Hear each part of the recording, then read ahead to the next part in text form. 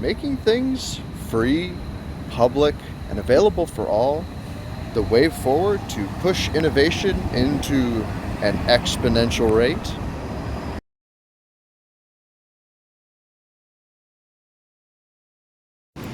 It's been known for quite some time now that as we as a species, as we as a collective sum of entities upon this very mud ball that we all exist on, continue to coalesce and, deal with each other, but then also, push forward and make progress. Eventually, inevitably, as we progress, as every step forward is taken, those steps begin to build on one another.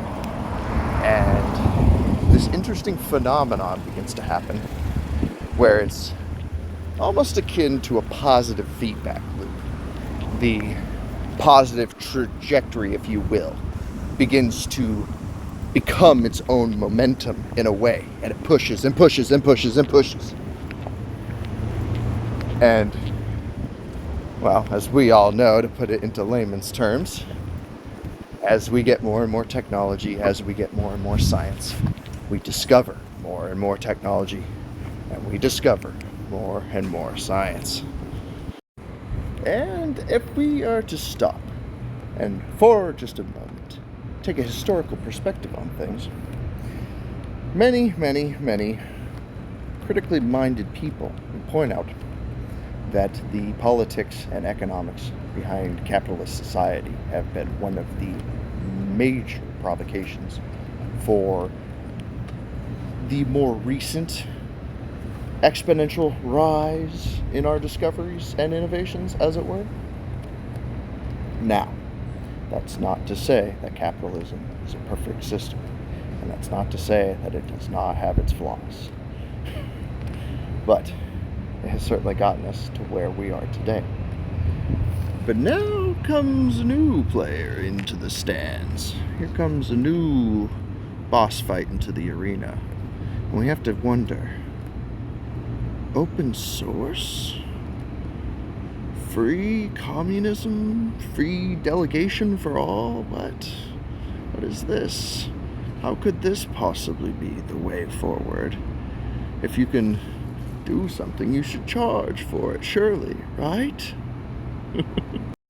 An interesting little parable for you today is I was recently speaking with a graduate student in the computer science field here at Portland State University, and they were speaking to me in these esoteric ways about how during their internships, oftentimes the supervisors and the team leads and the people who were running the entire engineering departments were not ever looking at a particular piece of progress. They weren't looking to simply get a program done. They were not looking to simply complete a piece of software. It was much more cryptic than that. It was about the marriage of these completed systems coming together. It was about how completing said systems will therefore continually escalate the efficiency rate for them to complete more systems down the line. And it struck me as a rather interesting notion, because he posited that maybe what it is in this modern society of ours is that it's not so much about completing a product or publishing a service that you can then turn around and just flip and sell to the customer and bring to the consumer at large. Maybe it's no longer about that, but maybe instead it's about innovation that can stack upon and onto and into other innovation. Maybe it's about escalating the amount of steps forward that we take. Maybe we don't really look at the selling of the service or the commodifying of the good as the end result. Instead, the new way forward, possibly, is to consider the completion of the service or the production of the commodity a byproduct of your real ambition and goal? Now, unfortunately, due to rather nefarious, malicious types that seem to be progressively strolling around on this mud bowl at the same time that we all are, we always have to be critical of goodwill and charity, unfortunately. And it really shouldn't be that way, but, well, we all know how it goes. So anyways, when we consider things like Elon Musk and X, formerly known as Twitter, putting out their Grok AI model as open source, free of charge, available for anyone and everyone to download. Well, doesn't that just seem like a good thing? Shouldn't that just simply be a net positive for all? Just because something on the outside looks good and wholesome and charitable does not intrinsically mean that it is. And we have to be careful. We have to be always careful, especially when it comes to free handouts. Because anyone who's worth their salt on this mud ball will tell you that there is no such thing as a free lunch. So, where does this all leave us? Where are we at the end of the day? When companies want to just come out and openly and freely just hand out all their goods and all their secrets and all their wonderful innovations, there it is, just on the table for all to have. What does this mean? What can we take away from all of this? Well, me, being the optimist that I am, I'd like to remind you that oftentimes some of the best innovation, some of the most radical revolution, some of the greatest impacts and achievements of mankind have been started with a dude sitting in his mom's garage with a couple free goodies and a really, really good idea. And who knows? You look at that exo armor, that exosuit skelly robot, whatever it is. Not even gonna pretend like I know, because I don't. But you look at that, and then you consider the free Grok AI that's out there. And then you consider the other free and publicly available open source projects and amenities that are all out there, ready to be grabbed at, ready to be taken advantage of. And I want you to think back. I want you to think back through the history of mankind and how oftentimes it's the goofy guy in his mom's basement tinkering away on some goofy things that ends up building some crazy, crazy stuff that changes all of our lives. So, the discussion to end this week, to bring us into the weekend, and to give us something to look forward to. How would you use a free exosuit? In what ways could you imagine being original and creative with free robotics in your hand?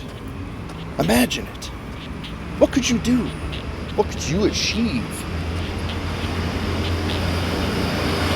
Let's say this thing can allow you arbitrarily to just lift 1,000 extra pounds.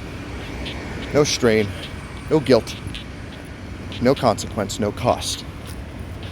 Imagine if you suddenly came into that capability. Bam, you could just lift 1,000 extra pounds. What would you do with that ability?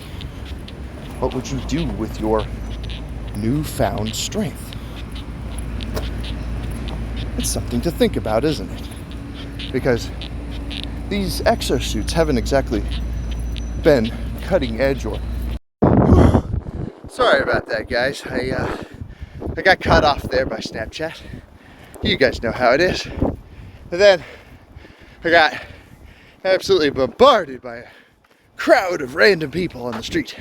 So I figured, screw it, I'll just run back here and finish this up real fast. But maybe this is a blessing in disguise, because, to be honest, I was rambling a bit there. But consider the discussion. Imagine if all those parts, all those pieces for that exosuit, that same exosuit lifting 1,000 pounds, were 3D printable. And imagine if I told you could go out today, you could look on Amazon, Newegg, some electronics website, and for $500, you could get yourself a full-on 3D printer completely capable of producing and manufacturing this entire robotic exosuit all on your own. The blueprints are open source. You don't have to redesign the Legos, boys and girls. You just have to build the Legos and slap them together yourself. So, imagine if you went to work next week and you showed up with 5 of these suits of your own print, of your own design, of your own make, and you said, hey boss, I feel like I really deserve an extra $10 an hour. And here's why. Because I'm about to automate and innovate and revolutionize your fucking business. Now, that might come off as a little corny, and I'll admit it is. But think about this, people. This is the way innovation really, truly happens. I've said it before, and I'll say it again. You do not have to be a rocket scientist. You do not have to be a brain surgeon.